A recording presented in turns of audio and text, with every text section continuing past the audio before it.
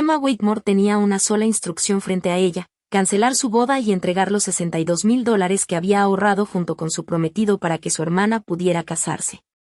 Emma, de 34 años, se dedicaba al diseño de sistemas de iluminación para teatros, museos y hoteles históricos en Savannah, Georgia.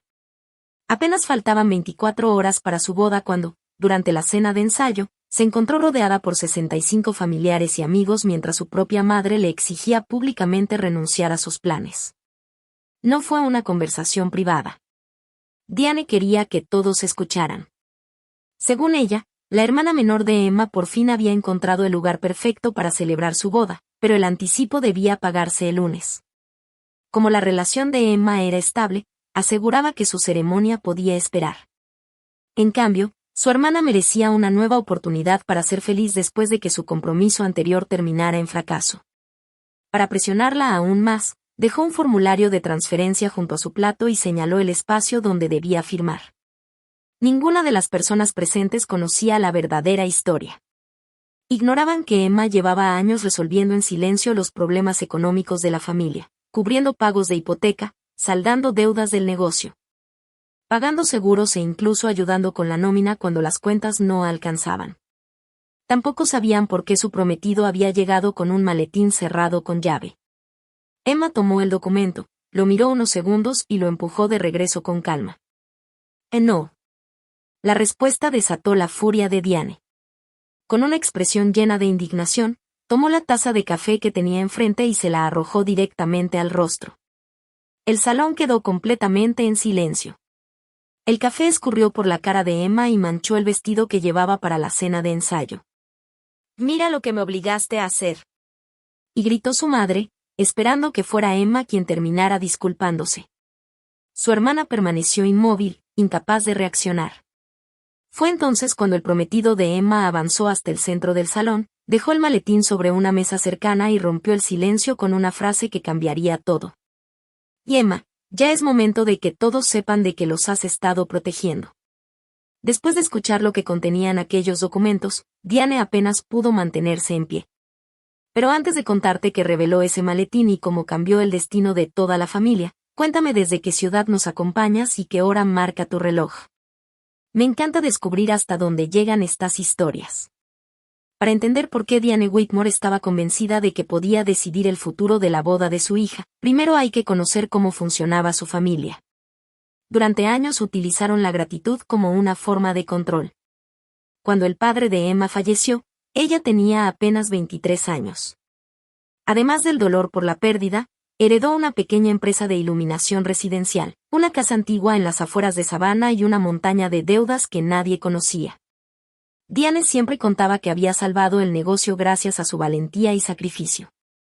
Sin embargo, la realidad era muy distinta. Mientras trabajaba de tiempo completo durante el día, Emma pasaba las noches elaborando proyectos comerciales para mantener vivos los contratos de la empresa. Negoció con acreedores, pagó proveedores con su propio dinero y logró transformar un negocio al borde del colapso en una empresa capaz de sostenerse por sí sola. Aún así, cada vez que algún familiar reconocía su esfuerzo, Diane intervenía para minimizarlo. Emma solo ayudó con algunos trámites. La que mantuvo unida a esta familia fui yo. Durante años, mi hermana menor, Brooke, nunca tuvo que enfrentar las consecuencias de sus decisiones. Siempre había una justificación lista: estaba pasando por un duelo, era demasiado sensible, tenía un espíritu creativo o, simplemente, no estaba hecha para soportar la presión. Mientras yo revisaba facturas, negociaba contratos y mantenía el negocio familiar a flote, ella se dedicaba a crear contenido para un canal de estilo de vida.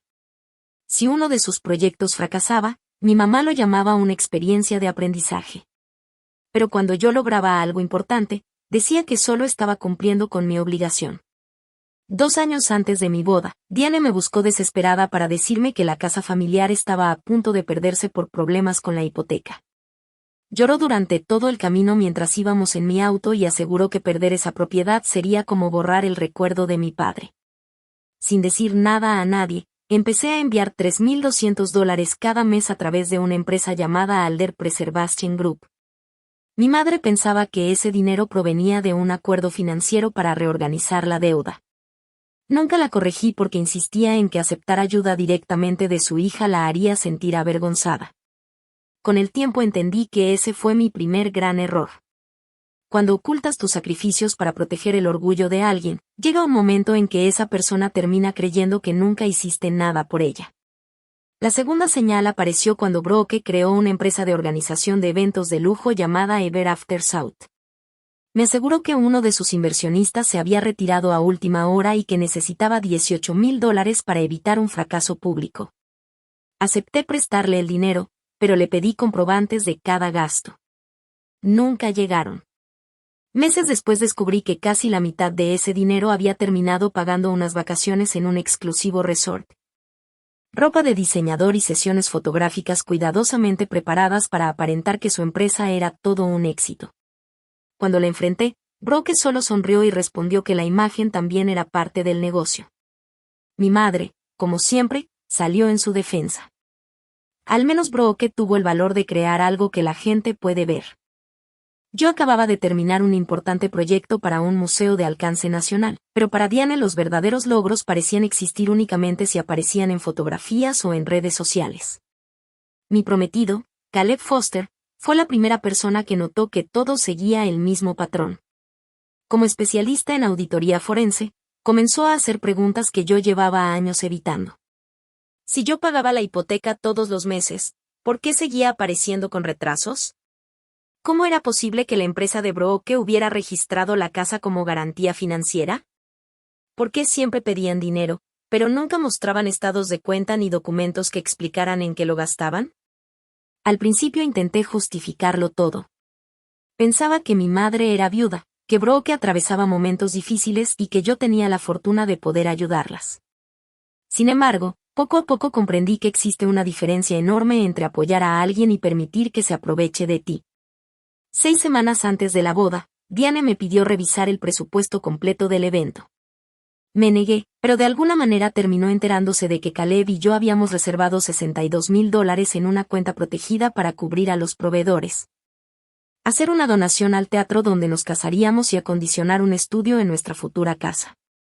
Sospeché que Brooke había fotografiado algunos documentos mientras me probaba el vestido de novia, así que cambié inmediatamente los permisos de acceso a toda la información sin decirle una sola palabra. 4 días antes de la ceremonia, el segundo compromiso de Brooke también terminó. Su prometido descubrió que ella había utilizado la tarjeta de crédito de su empresa para pagar varios anticipos sin su autorización. En lugar de reconocer lo ocurrido, Brooke le dijo a mi madre que él la había abandonado porque no provenía de una familia con suficiente dinero. A la mañana siguiente, Diane comenzó a llamar a varios de mis proveedores. Intentó transferir el pedido de las flores a nombre de Brooke y preguntó si los depósitos de mi boda podían reembolsarse. Por fortuna, la coordinadora del teatro me avisó de inmediato. Cancelé cualquier posibilidad de modificar las reservas y reforcé todas las autorizaciones. En ese momento entendí que aquello apenas era el comienzo y que algo mucho más grave estaba por suceder. La noche de la cena de ensayo confirmó mis sospechas. Diane apareció vestida completamente de blanco, con una elegante carpeta de piel entre las manos. Brooke llegó detrás de ella usando un vestido plateado que, a simple vista, parecía más apropiado para una novia que para una invitada. Esperaron con paciencia hasta que los 65 asistentes guardaron silencio. Entonces Diane tomó la palabra y, con total seguridad, anunció que Caleb y yo habíamos decidido posponer nuestra boda para entregar los $62,000 a Brooke y ayudarla a comenzar una nueva etapa de su vida. Los invitados comenzaron a aplaudir incluso antes de que pudiera decir una sola palabra. Brooke se llevó las manos a la boca fingiendo sorpresa, aunque el formulario de transferencia ya tenía impreso el número de cuenta de su empresa. Todo estaba preparado desde antes. Diane se acercó a mí con una sonrisa tensa y, en voz baja, susurró: «No vayas a avergonzar a tu hermana». La miré por unos segundos, tomé el documento y lo hice a un lado. No. Mi madre reaccionó de inmediato. Afirmó que la familia me había apoyado durante toda mi vida y que ahora era mi turno de devolver ese favor. Entonces hice una pregunta que debía haber formulado muchos años antes. ¿Cuándo, exactamente, me apoyaron? Diane aseguró que gracias a la empresa de mi padre yo había construido mi carrera y que Brooke siempre había vivido bajo mi sombra. Le recordé que, cuando heredé aquel negocio, estaba a unas semanas de desaparecer por completo y que fui yo quien lo rescató del cierre. Ella simplemente restó importancia a todo eso, diciendo que era una historia del pasado. Por primera vez en toda la discusión, Brooke decidió hablar. Pero no fue para defenderme. Solo quería explicar por qué, según ella, merecía quedarse con mi dinero. Tú al menos todavía vas a casarte con Caleb. Yo lo perdí todo. Siempre puedes hacer otra boda. Tal vez yo nunca vuelva a tener esa oportunidad. La observé con calma antes de responder. Y ni siquiera tienes un novio. Varios invitados bajaron la mirada para ocultar su reacción. El gesto de Brooke cambió por completo. Eso es algo temporal, respondió con frialdad. En ese instante comprendí la verdad. Nunca se trató del matrimonio. Lo único que quería era organizar un evento espectacular, lleno de fotografías y publicaciones que revivieran la imagen de su empresa. El novio era solo un detalle reemplazable. Diane me acusó de humillarla frente a todos. Yo respondí que quien realmente se había puesto en evidencia era Brooke al gastar dinero que no le pertenecía. Fue entonces cuando mi madre tomó mi taza de café y me la lanzó directamente al rostro. El líquido golpeó el lado izquierdo de mi cara, empapó mi cabello y terminó manchando mi vestido. No estaba hirviendo, pero el impacto fue suficiente para dejarme inmóvil durante unos segundos. Diane permaneció de pie sosteniendo la taza vacía, con una expresión que mostraba más indignación que arrepentimiento. «Mira lo que me obligaste a hacer», gritó. Aquellas palabras cambiaron algo dentro de mí. Ella acababa de agredirme y, aún así, me hacía responsable de lo ocurrido. Era el resumen perfecto de toda nuestra relación. Ella actuaba y yo pagaba las consecuencias. Ella mentía y yo la protegía. Ella exigía y yo terminaba disculpándome. Brooke sujetó a Diane del brazo y le dijo en voz baja. «Mamá, todos nos están viendo». No estaba preocupada por mí. Solo le importaba la imagen que daban frente a los invitados. Mi mejor amiga, Tessa Monroe, se acercó con una servilleta. «Y Emma, ven conmigo». No intentó hablar por mí ni revelar nada de mi historia. Simplemente decidió quedarse a mi lado. Antes de que pudiera moverme, las puertas del salón se abrieron. Caleb entró llevando el maletín negro que utilizaba para guardar documentos relacionados con investigaciones delicadas. Había estado reunido con un abogado y con un representante de la antigua empresa de mi padre. Cuando vio mi vestido manchado y la taza vacía sobre la mesa, su expresión se volvió inquietantemente serena. «¿Qué pasó aquí?», Diane respondió antes de que yo pudiera hacerlo. Emma armó todo este escándalo porque le pedí que ayudara a su hermana. Caleb giró hacia mí sin apartar la vista. «¿Ella te aventó el café?», asentí. Brooke intervino enseguida. «Esto deberíamos hablarlo en privado». Negué con la cabeza. No. Ustedes eligieron convertir esto en un espectáculo frente a todos.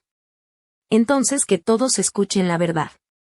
Respiré hondo y miré a cada una de las personas presentes. Durante 4 años he pagado la hipoteca de mi mamá. Fui quien evitó que la empresa de mi padre desapareciera. Presté $18,000 para el negocio de Brooke. También cubrí impuestos atrasados, seguros, arrendamientos de equipo y hasta la nómina cuando hizo falta. El apoyo que todos creen que yo recibí, en realidad siempre fue al revés. Un murmullo de sorpresa recorrió todo el salón. Los rostros comenzaron a cambiar mientras los invitados intentaban entender lo que acababan de escuchar. Diane, sin perder un segundo, negó cada una de mis palabras. «La Alder Preservation Group me pertenece», dije con firmeza.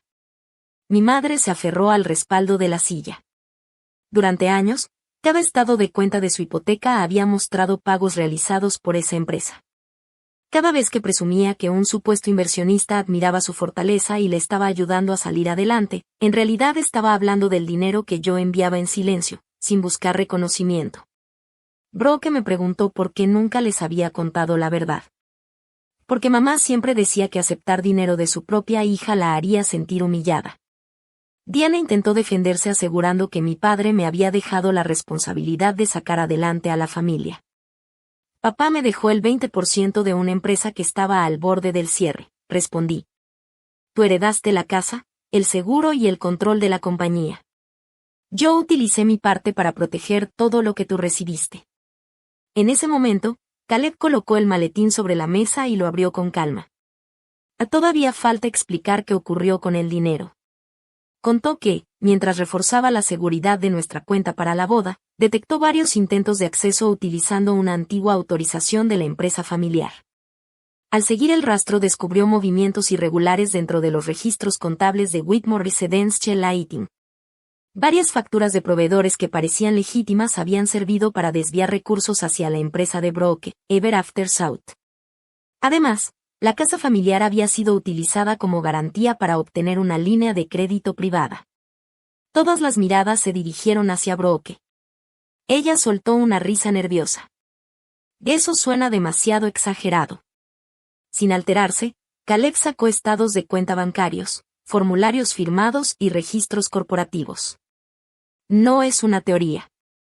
Todo está respaldado con documentos. Brooke respondió acusándonos de investigarla. Fuiste tú quien intentó entrar a nuestra cuenta de la boda, contesté. Nosotros solo seguimos las evidencias y todas terminaron apuntando hacia ti. Lo que nadie sabía era que yo ya había descubierto esas irregularidades 10 días antes.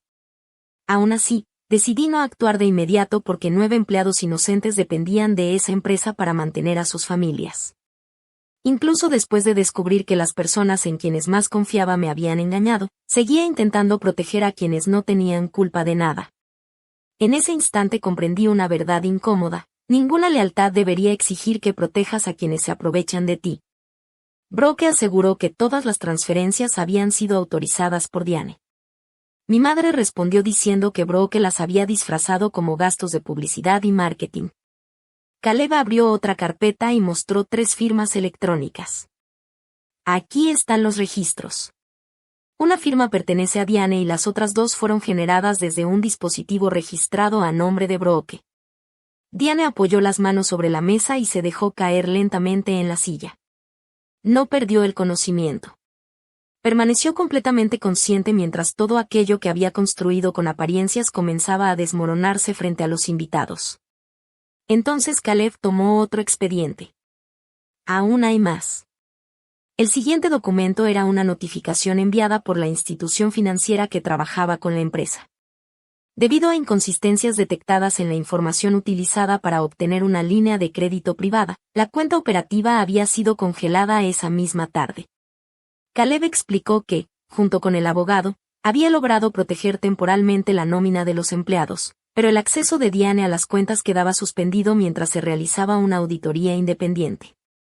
Después mostró un segundo aviso relacionado con el fideicomiso encargado de preservar la casa familiar. Diane había declarado que la propiedad no tenía obligaciones financieras ocultas, pero la nueva información obligaba al fideicomiso a revisar si debía retirarle la administración del inmueble. Mi madre permaneció sentada en silencio. No era el impacto de los documentos lo que la inmovilizaba, sino el hecho de que la imagen de autoridad que había sostenido durante tantos años acababa de derrumbarse frente a las personas cuya aprobación siempre había buscado. Con voz mucho más suave, murmuró: todo esto todavía se puede arreglar. Caleb negó con tranquilidad. Solo será posible si existe una transparencia absoluta. Brooke intentó recoger los documentos de la mesa, pero Caleb le impidió hacerlo. Esas son únicamente copias. Los originales ya están bajo resguardo legal. Diane volvió la mirada hacia mí. En sus ojos ya no había enojo, sino miedo. Buscaba encontrar a la hija que durante años había solucionado cada problema antes de que amaneciera, confiando en que, una vez más, estaría dispuesta a cargar con las consecuencias de las decisiones de los demás. Emma, tenemos que resolver esto como una familia, dijo Diane con un tono que pretendía sonar conciliador. Miré mi vestido, todavía manchado de café, y respiré hondo antes de responder. Me aventaste café en la cara frente a 65 personas. Estaba alterada. También intentaste quitarme $62,000. Solo quería ayudar a tu hermana. Y además permitiste que usaran la empresa y la casa como garantía para obtener créditos. Diane desvió la mirada por un instante. No entendía esos documentos. Antes de que pudiera continuar, Brooke intervino de inmediato. No me eches la culpa. Tú eras quien firmaba todo. En cuestión de segundos dejaron de actuar como un equipo y comenzaron a señalarse mutuamente. Diane acusó a Brooke de ocultarle información sobre la línea de crédito, mientras Brooke respondió que toda esa presión existía porque su madre estaba obsesionada con presumir que tenía 2 hijas exitosas. Cuanto más discutían, más verdades salían a la luz. Fue entonces cuando Brooke terminó confesando algo que dejó a todos sorprendidos. Admitió que había investigado cuánto tiempo tardaba en transferirse el dinero destinado a una boda y reconoció que la historia del exclusivo salón de eventos era solo una verdad a medias. El lugar, Rosemere Plantation, nunca le había ofrecido una fecha especial. Había sido ella quien pidió apartar un día, aún sin tener prometido, porque planeaba organizar una falsa campaña de compromiso para generar contenido y darle visibilidad a su marca. Uno de mis primos no pudo contenerse y preguntó: ¿de verdad querías el dinero de la boda de Emma para crear contenido? Brooke respondió con total seriedad. Es que ustedes no entienden cómo funciona la inversión en una marca. Antes de que alguien más hablara, mi mejor amiga, Tessa, sonrió y contestó: marca no tendrás, pero Emma sí tiene todos los comprobantes. Varios invitados soltaron una risa incómoda. El rostro de Brooke cambió por completo. Furiosa, Diana ordenó que todos abandonaran el salón. Sin embargo, la coordinadora del teatro intervino con absoluta calma para recordarle que el recinto estaba reservado legalmente por Caleb y por mí. Ella no tenía ninguna autoridad para decidir quién se quedaba y quién se iba. Aquella simple aclaración pareció afectarla mucho más que cualquier documento presentado esa noche. Durante años había entrado en cualquier lugar imponiendo su voluntad, convencida de que todos terminarían obedeciéndola. Pero esa noche el dinero, la reputación y la opinión de los demás ya no estaban de su lado. Le pedí a Caleb el último expediente que aún permanecía cerrado. Dentro había un documento que ponía fin a todo el apoyo económico discrecional que durante años había brindado a Diane y a Brooke. Alder Preservation Group realizaría un último pago de la hipoteca. Después de eso, Diane tendría 2 opciones: vender voluntariamente la casa para cubrir la deuda generada por la línea de crédito irregular y mudarse a una vivienda que pudiera costear. O enfrentar el proceso formal iniciado por el fideicomiso encargado de proteger la propiedad. El plan también contemplaba que los activos legítimos de la empresa fueran transferidos a una nueva estructura administrada por los propios trabajadores. De esa manera, los 9 empleados conservarían sus empleos y el negocio podría seguir funcionando sin que Diane o Brooke mantuvieran control sobre las finanzas. Diane me miró con incredulidad. ¿Me vas a quitar la empresa que era de tu padre? Negué lentamente. No. Estoy evitando que 9 familias paguen las consecuencias de sus decisiones. Su último intento fue el de siempre. Tu padre estaría avergonzado de ti. Durante 11 años esa frase había sido suficiente para hacerme ceder. Hazlo por tu papá. Salva la casa por tu papá. Protege a Brooke por tu papá. Corrige los errores de Diane por tu papá. Pero comprendí que ya no podía permitir que utilizaran la memoria de alguien que ya no estaba para manipularme. Mi padre siempre me enseñó que, antes de encender cualquier sistema eléctrico, debía revisar cada circuito para asegurarme de que no hubiera fallas ocultas. La miré fijamente y respondí: los daños escondidos terminan provocando incendios. Ustedes ocultaron el problema y esperaban que yo siguiera suministrando energía como si nada hubiera pasado. Brooke rompió en llanto. Entre sollozos aseguró que toda su vida se había sentido inferior a mí. Tal vez años atrás esas palabras me habrían hecho dudar. Pero esa noche recordé cómo permaneció en silencio mientras intentaban obligarme a entregar mi dinero. Cómo eligió un vestido que competía con el de una novia y cómo preparó con anticipación un formulario de transferencia con el número de cuenta de su propia empresa. La observé unos segundos antes de decir lo que llevaba mucho tiempo guardando. Nunca quisiste tener lo que yo había construido. Lo que realmente querías era que yo dejara de tenerlo. Las lágrimas desaparecieron de su rostro. No tuvo ninguna respuesta. mientras salía del salón, una pregunta no dejaba de dar vueltas en mi cabeza. ¿De verdad estaba siendo cruel por negarme a rescatarlas una vez más? ¿O durante tantos años me habían hecho creer que permitirles enfrentar las consecuencias de sus actos era un acto de crueldad? Poco a poco, los invitados comenzaron a hacer sus propias preguntas. Un integrante del consejo anunció que Diane sería suspendida de un comité de recaudación de fondos. El propietario de un hotel decidió detener futuros contratos con ella. Incluso una florista quiso saber si Brooke había registrado como gastos propios unos arreglos florales que en realidad habían sido donados. Ya no hacía falta que yo dijera nada. Sus propios registros y documentos hablaban por ellas. Diane miró a su alrededor y comprendió que las personas ya no veían la imagen impecable que había construido durante años. Por primera vez estaban distinguiendo entre la historia que ella contaba y la realidad que yo había sostenido en silencio con mi esfuerzo y mi dinero.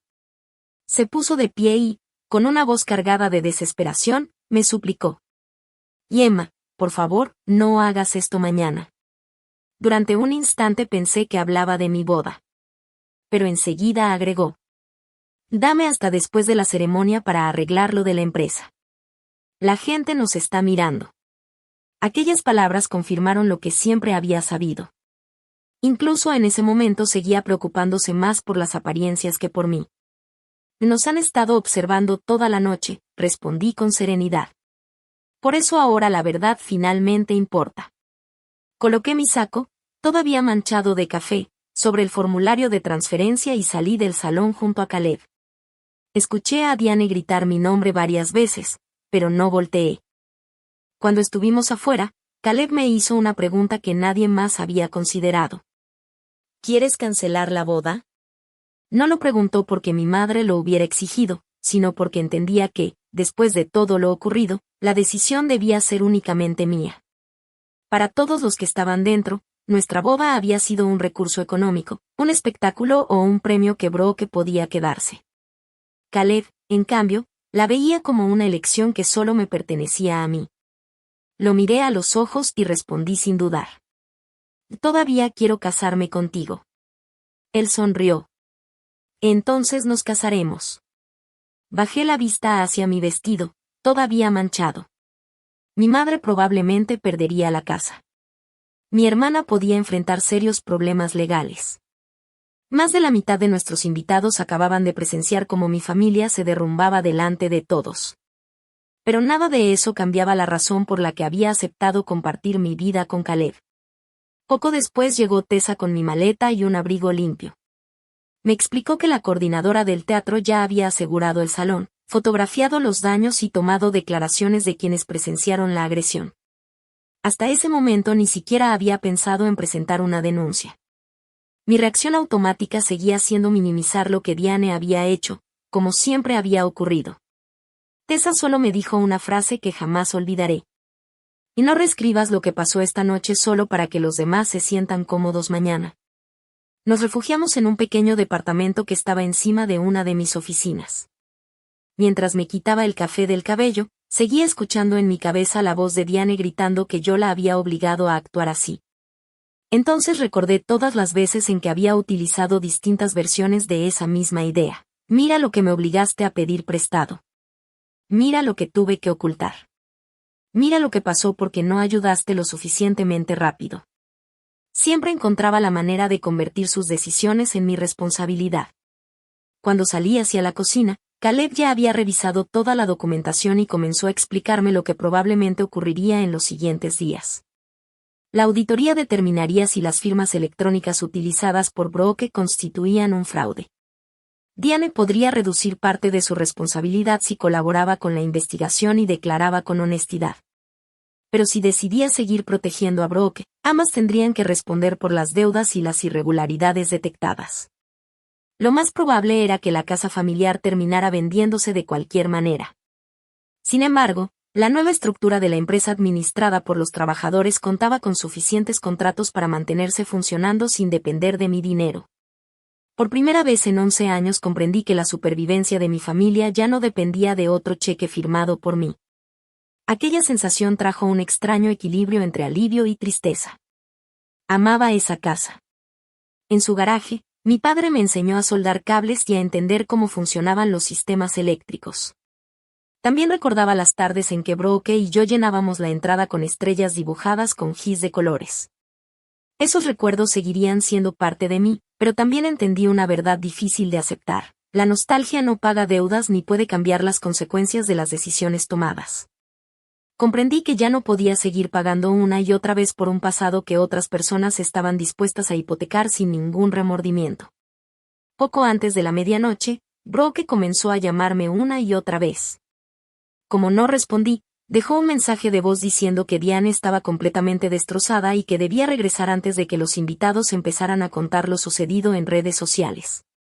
En ningún momento se disculpó por haber intentado acceder a mi cuenta ni por todo lo que había ocurrido. Lo único que le preocupaba era controlar la historia antes de que alguien más la contara. Minutos después recibí un mensaje de mi madre. Solo decía, tu padre jamás te perdonaría por esto. Le respondí con una sola frase, papá habría revisado los libros contables. Después comenzaron a escribirme otros familiares.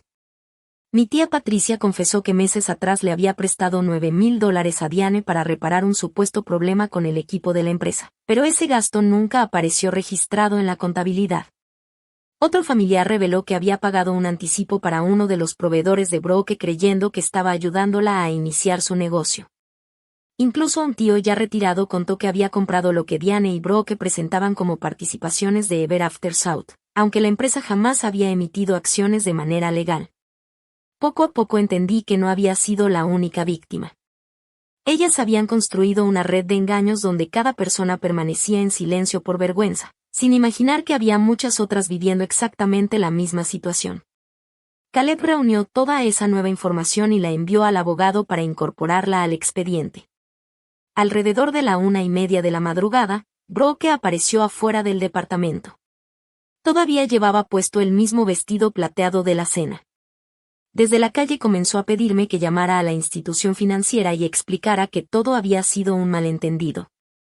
Pensaba devolver el dinero cuando la campaña empezara a generar ingresos, gritó. La miré desde la ventana. ¿Y de dónde iban a salir esos ingresos? No tuvo una respuesta clara. En cambio, me acusó de nunca haber confiado en ella.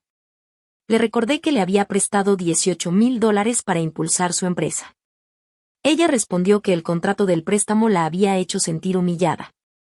No fue el contrato el problema, contesté. El problema fue que decidiste ignorarlo. Entonces cambió completamente el enfoque de la conversación. Dijo que yo disfrutaba ser la hija responsable, la hermana exitosa y la persona que siempre resolvía todo. Según ella, mi carrera y mi relación con Caleb solo hacían que sus propios fracasos fueran más evidentes. Incluso aseguró que mi madre siempre me exigía más porque sabía que yo podía soportarlo. Respiré profundamente antes de responder. ¿Sabes qué ocurre con la persona que todos creen capaz de resolver cualquier problema? Nadie se detiene a preguntarle si es justo seguir cargándole todo. También le recordé que había permanecido en silencio cuando Diane me lanzó el café y que incluso había ayudado a preparar el formulario para transferir mi dinero. Brooke intentó justificarlo diciendo que mi madre solo estaba alterada y que aquella transferencia era la solución más rápida para todos. Finalmente, sin darse cuenta, dijo la frase que explicaba absolutamente todo. Sabía que tarde o temprano tú lo arreglarías. Ahí estaba la verdadera raíz del problema. No actuaban por desesperación. Actuaban porque estaban convencidas de que yo siempre aparecería para solucionar las consecuencias de sus decisiones. La miré con firmeza. Que esta vez no voy a arreglar nada. Su expresión cambió de inmediato. Entonces estás destruyendo a mamá. Negué con la cabeza. No. Lo único que estoy haciendo es alejarme de algo que ustedes mismas destruyeron. Cerré la ventana y di por terminada la conversación. Más tarde presenté los reportes correspondientes sobre el intento de acceso a mi cuenta y sobre la agresión con el café. Por primera vez entendí que dejar todo documentado era una forma de poner límites que nadie podía distorsionar ni reinterpretar. A la mañana siguiente, los primeros rayos del sol iluminaron las lámparas de muestra que colgaban en las paredes de mi estudio.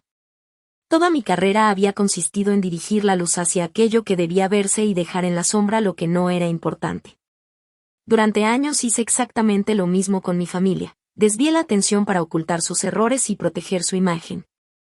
El día de mi boda decidí dejar de hacerlo. Para esa mañana, los rumores ya circulaban por toda la industria de bodas en Savannah.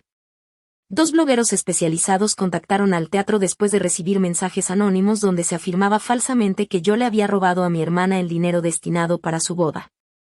Brooke ya había comenzado a construir una nueva versión de la historia. Sin perder tiempo, Caleb y yo enviamos un breve comunicado a cada uno de los invitados para que conocieran los hechos antes de que las mentiras siguieran propagándose. La boda seguiría adelante. Diane y Brooke no asistirían, y todo el conflicto financiero ya había sido entregado a las autoridades correspondientes para su revisión. También pedimos a los invitados que evitaran difundir rumores o especulaciones mientras el proceso seguía su curso. De todas las personas invitadas, únicamente 4 decidieron no asistir. Mi diseñadora de vestidos trabajó desde muy temprano para crear una elegante pieza que cubriera las manchas que el café había dejado sobre mi atuendo de la cena de ensayo. Cuando terminó de ajustarla y me vi frente al espejo, sonrió con tranquilidad y dijo: "Este diseño le queda perfecto a la mujer que eres hoy". Aquellas palabras significaban mucho más que un simple comentario sobre la ropa. A las 3 de la tarde, las puertas del antiguo teatro restaurado se abrieron para recibir a los invitados. Había elegido ese lugar porque años atrás fui la responsable de diseñar todo su sistema de iluminación después de que el edificio sobreviviera a incendios, filtraciones de agua y décadas de abandono. Su belleza no nacía de ocultar las cicatrices del pasado, sino de mostrar con orgullo todo el trabajo que permitió devolverle la vida. Mientras recorría el lugar, comprendí que las personas también podían reconstruirse sin necesidad de fingir que nunca habían sido heridas. 20 minutos antes de que iniciara la ceremonia, Diane apareció usando el mismo vestido blanco de la noche anterior. Permaneció fuera del teatro discutiendo con mi tía Patricia, insistiendo en que ninguna madre debía ser excluida de la boda de su hija. Sin embargo, esa misma mañana Caleb había retirado oficialmente su invitación. Poco después, mi tía subió hasta el camerino para preguntarme si aceptaría hablar con Diane durante 5 minutos. Accedí, pero decidí mantener la puerta cerrada durante toda la conversación. Lo primero que dijo mi madre no fue una disculpa. La gente cree que Brooke cometió un fraude. Respiré con calma. Los documentos indican que eso ocurrió. Es tu hermana. Lo sé. Entonces intentó convencerme de que, si me casaba con Caleb, todos pensarían que él me había alejado de mi familia. Si quieren creer eso, es decisión de ellos. Diane cambió de estrategia y me acusó de destruir a la familia por un hombre al que conocía desde hacía pocos años. No estoy destruyendo a mi familia por él, respondí. Me estoy casando con un hombre que me enseñó que ser familia nunca debe convertirse en un permiso para aprovecharse de los demás. Después me dijo que Brooke estaba recibiendo mensajes muy duros y que necesitaba protección. La interrumpí con una sola pregunta. ¿Pensaste en protegerme antes de lanzarme café frente a todos? Del otro lado de la puerta hubo un largo silencio. Finalmente respondió: "No debía hacer eso". Pero incluso entonces evitó asumir completamente su responsabilidad. Tú dijiste que yo te había obligado. Estaba bajo mucha presión. Y yo también lo estaba. Y jamás te agredí. Después de unos segundos, Diane terminó confesando la verdadera razón por la que necesitaba desesperadamente aquellos $62,000. El banco ya le había advertido que las cuentas de la empresa podían ser congeladas en cualquier momento. Brooke la convenció de que una boda con mucha exposición pública podría atraer patrocinadores y mejorar la imagen de su negocio. El plan consistía en utilizar temporalmente el dinero destinado a mi boda, organizar el evento bajo el nombre de Ever After South, conseguir acuerdos comerciales con proveedores y devolver el dinero antes de que Caleb descubriera lo ocurrido. Escuché todo sin interrumpirla. Entonces el plan era tomar mi dinero sin permiso y devolverlo después, esperando que nadie lo notara. Ella intentó justificarse. Solo estaba tratando de proteger lo que tu padre construyó. Negué lentamente. No. Lo que estabas protegiendo era la historia que llevas años contando sobre ti misma. Antes de terminar la conversación, le expliqué con claridad cuáles serían las siguientes decisiones. Si no lograba refinanciar la hipoteca por sus propios medios, la casa tendría que venderse. La administración legítima de la empresa quedaría en manos de los trabajadores responsables de mantenerla operando, y Alder Preservation Group dejaría de realizar cualquier apoyo económico. También fui muy clara respecto a nuestro futuro. Si algún día quería reconstruir nuestra relación, tendría que reconocer por escrito todo lo ocurrido. Colaborar plenamente con la auditoría y respetar mi decisión de no mantener contacto hasta que yo considerara que era el momento adecuado. Del otro lado de la puerta se hizo otro silencio. Finalmente escuché su voz, llena de incredulidad. ¿Ahora me estás poniendo condiciones para poder ser tu madre? No, respondí con calma. Lo que estoy haciendo es poner las condiciones necesarias para que puedas seguir formando parte de mi vida. Del otro lado de la puerta hubo unos segundos de silencio. Después escuché una pregunta que nunca imaginé que me haría. ¿Todavía me quieres? Respiré profundamente antes de contestar. Sí, te quiero. Pero querer a alguien sin establecer límites solo te hizo creer que yo soportaría cualquier cosa que me hicieras. Mientras pronunciaba esas palabras, comprendí una verdad que había tardado años en aceptar. Cuando una persona rescata una y otra vez a quienes la lastiman, ¿realmente está demostrando amor? ¿O solo les está enseñando que hacerle daño no tiene consecuencias? Diane se marchó sin llegar a verme. Cuando se negó a abandonar el vestíbulo, el personal de seguridad la acompañó hasta la salida. No hubo desmayos, escenas dramáticas ni una enfermedad de último momento que transformara la responsabilidad en compasión. Simplemente caminó entre personas que, por fin, entendían por qué ya no podía estar presente en mi boda. Brooke nunca apareció. Mientras avanzaba la tarde, comenzaron a llegar nuevas noticias. Varios proveedores cancelaron su relación comercial con Ever After South, y Rosemary Plantation confirmó oficialmente que Brooke nunca tuvo una reserva válida ni un evento autorizado en sus instalaciones. La boda de fantasía que había imaginado desapareció incluso antes de que comenzara la mía. A las 4 de la tarde, las luces del teatro se atenuaron y la ceremonia dio inicio. Caminé sola por el pasillo central. Después de tantos años cargando con los problemas de todos los demás, recorrer ese camino sin que nadie me acompañara no se sintió como un acto de soledad.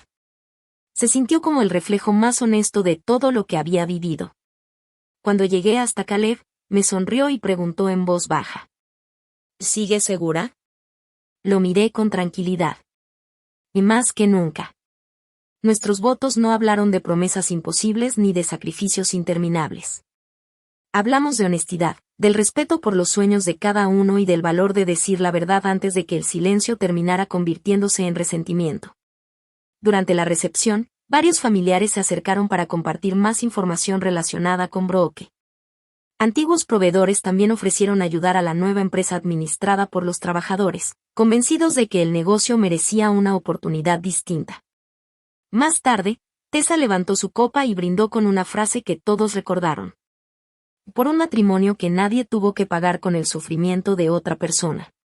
Al caer la noche, observé el mismo salón donde, apenas un día antes, Diane había intentado entregar mi futuro a Brooke como si fuera una simple transferencia bancaria. La boda que tanto insistió en cancelar terminó convirtiéndose en el primer gran acontecimiento familiar que no pudo controlar. 3 semanas después comenzaron a conocerse los resultados de la auditoría. La investigación confirmó que Brooke había desviado $47,600 mediante facturas falsas. Además de obtener otros $31,000 de distintos familiares utilizando versiones engañosas de la realidad. También quedó documentado que intentó acceder a la cuenta destinada para mi boda utilizando una antigua autorización de la empresa. La revisión reveló además que Diane había firmado varios documentos sin revisarlos cuidadosamente y que, en otras ocasiones, presentó información financiera incorrecta para mantener activa una línea de crédito que ya enfrentaba problemas. Las autoridades no consideraron a ninguna de las dos como víctimas indefensas. Cada una tuvo que responder por las decisiones que tomó. Brooke aceptó un acuerdo que la obligaba a reparar el daño económico causado, trabajar bajo supervisión financiera, realizar servicio comunitario y mantenerse temporalmente alejada de cualquier función relacionada con el manejo de fondos de clientes. Ever After South cerró definitivamente sus operaciones. Su imagen pública no desapareció porque alguien la atacara en Internet, sino porque proveedores y antiguos clientes comenzaron a comparar documentos y descubrieron que la apariencia de éxito que mostraba estaba construida sobre información que no resistía a una revisión seria. Por su parte, Diane evitó enfrentar cargos más severos al colaborar con la investigación y reconocer que había autorizado información financiera inexacta. Perdió el control de Whitmore Residential Lighting, cuyos contratos, equipos y operaciones legítimas fueron transferidos a Whitmore Cooperative Services, una nueva empresa administrada por los mismos trabajadores que durante años habían mantenido vivo el negocio. La casa familiar también tuvo que venderse. Después de cubrir la hipoteca, los impuestos pendientes, la línea de crédito y los gastos legales, a Diane solo le quedó lo suficiente para rentar un departamento modesto fuera del distrito histórico. El Consejo de Preservación también decidió retirarla de sus cargos de liderazgo. Perder dinero fue un golpe difícil para ella. Pero perder el control sobre la imagen y el poder que había construido durante tantos años resultó mucho más doloroso. Durante 4 meses no tuve ningún tipo de contacto con Diane ni con Brooke. Caleb y yo decidimos utilizar una parte del dinero que había sobrado del presupuesto de nuestra boda para crear un programa de formación dirigido a jóvenes que soñaban con especializarse en iluminación para la restauración de teatros históricos. Lo llamamos Beca Samuel Whitmore, en honor a mi padre. Durante mucho tiempo creí que proteger su legado significaba conservar la empresa, la casa familiar y la imagen que todos tenían de nuestra familia. Con el paso del tiempo entendí que un legado no es una propiedad ni un apellido. Un verdadero legado son los valores que decides mantener vivos. Mi padre me enseñó a trabajar con dedicación, a asumir responsabilidades y a respetar el esfuerzo de quienes realizan su labor sin recibir reconocimiento. Ayudar a nuevos aprendices a construir un futuro era una forma mucho más sincera de honrar su memoria que seguir pagando en silencio las deudas de otras personas. 6 meses después de la boda recibí una carta de Diane. Tenía 8 páginas. Las primeras hablaban de su miedo, de la tristeza que sentía y de la incertidumbre económica que enfrentaba. Años atrás habría confundido esas explicaciones con un arrepentimiento verdadero. Pero lo que realmente llamó mi atención fue el contenido de las últimas páginas.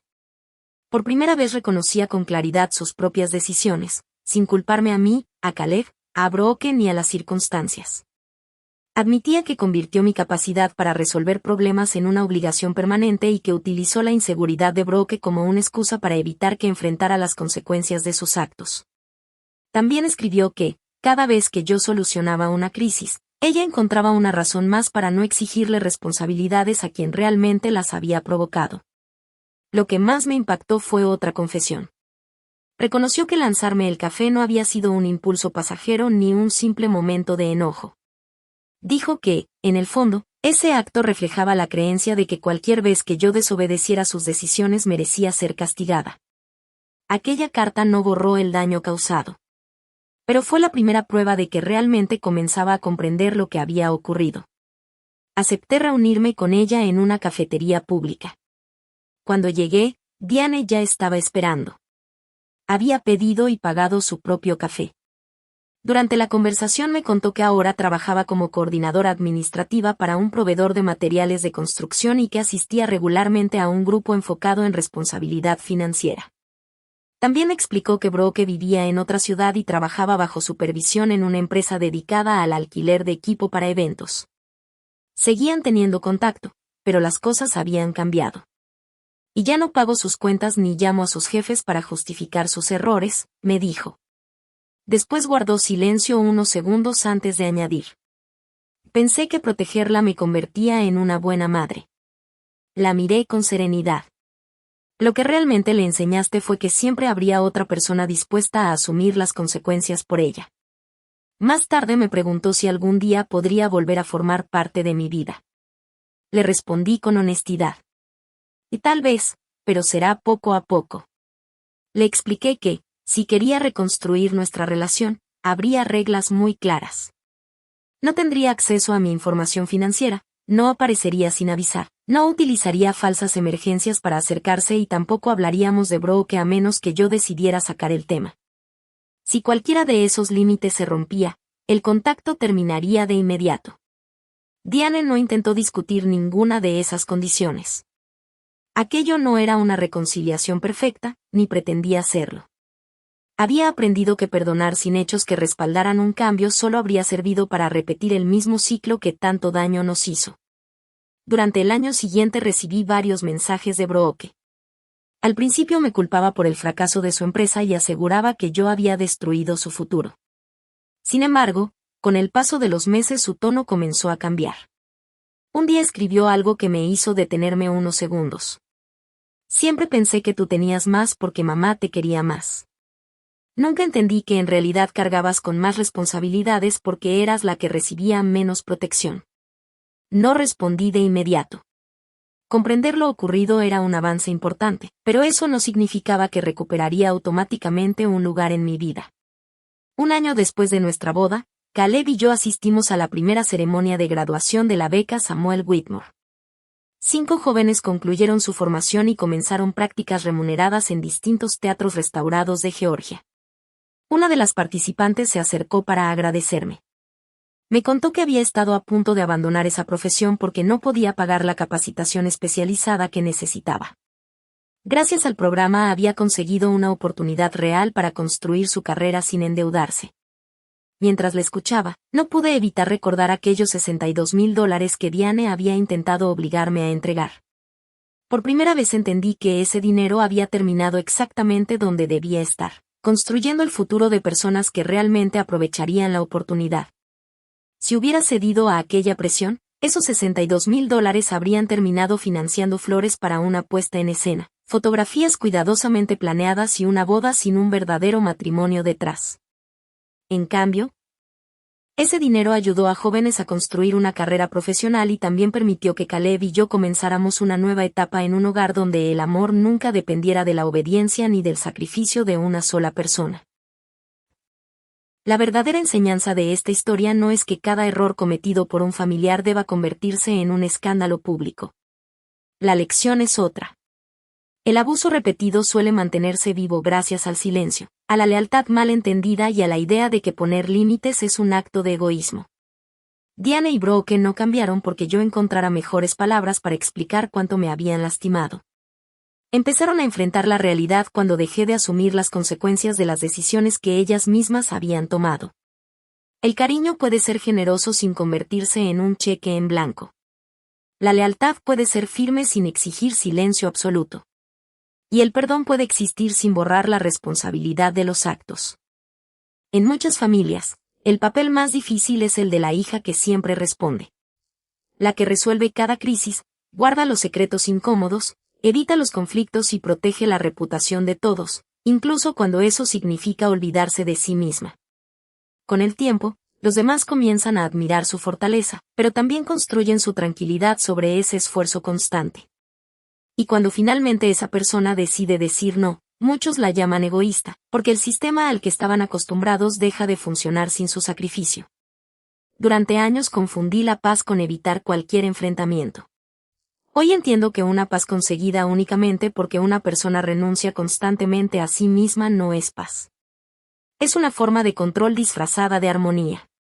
Mi madre quiso obligarme a cancelar mi boda para entregar $62,000 a mi hermana. Cuando me negué, me lanzó una taza de café al rostro y trató de convencer a todos de que yo era la responsable de lo ocurrido. Sin embargo, el momento que realmente cambió mi vida no fue cuando el café cayó sobre mi vestido. Fue cuando decidí dejar de limpiar el desastre que otros provocaban. Ese fue el día en que mi familia perdió el acceso a mi dinero, a mi silencio y al miedo con el que me habían controlado durante tantos años. Y también fue el día en que comprendí que poner límites no es un acto de venganza.